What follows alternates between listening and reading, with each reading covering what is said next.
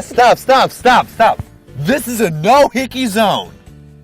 So basically what you just saw, and hopefully don't see, okay. That might actually come up by morning. That might actually be a hickey.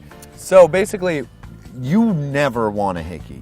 They are awful, so you never want to give a hickey. If you have ever given a hickey, you should feel ashamed of yourself. Like, take a good look in the mirror, because that is not the way to live your life. So, having said that, if you do have a time where you have a hickey, it is a very big problem to have a hickey, because it's visible. It looks sort of like a bruise, and it's obvious that someone just wasn't very good at making out with you. So there's a lot of problems with it. I actually have a story of a time when someone tried to remedy it. I don't know if I've told you this, but one time... Either way, I'd love to hear it. Okay, now. Great.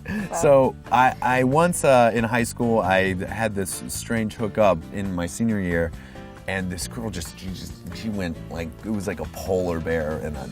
She just went for the penguin. goal. Yeah, it was just torn up.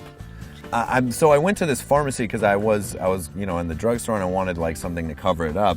And I was talking to this guy, and it was this giant Samoan man. He was just a giant with a huge, like, long hair and a ponytail.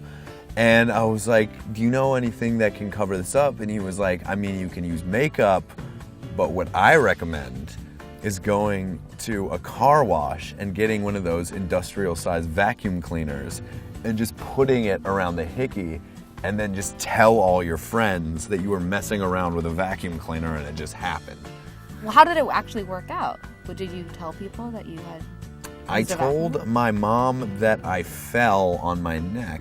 Totally and she believable. was like, that is worse than a hickey. If a hickey should happen, as an inadvertent result of some passion, what are you gonna? You're not gonna go to the police about it, Mm-hmm. But if someone is clearly trying to conscientiously leave a mark on you, you gotta cut it out. You gotta... Yeah, exactly. No hickey zone. So we know Twilight's in right now. It is the age of the vampiric trend for some reason. They're hot, they're pale. They like to suck on the neck. Now, they've got a lot of good things going on. That's where it ends. Basically, what a hickey is, and this is in the conventional region, it's applying your mouth to someone's neck, creating a lot of suction to the point where you've left a bruise. That might have been good, I don't know, in the 80s. I don't know if there was a time, if there was ever a decade where it was okay. But really what you're doing is you're not even really kissing, you're just kind of sucking and slobbering, and unless you are from the Twilight cast, it's not recommended. It is not a sexy look. You don't need it as a life force to stay alive.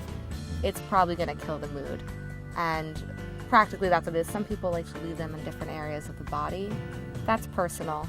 I would say avoid this region in general, at least someone in a bit of a social pickle, for days on end.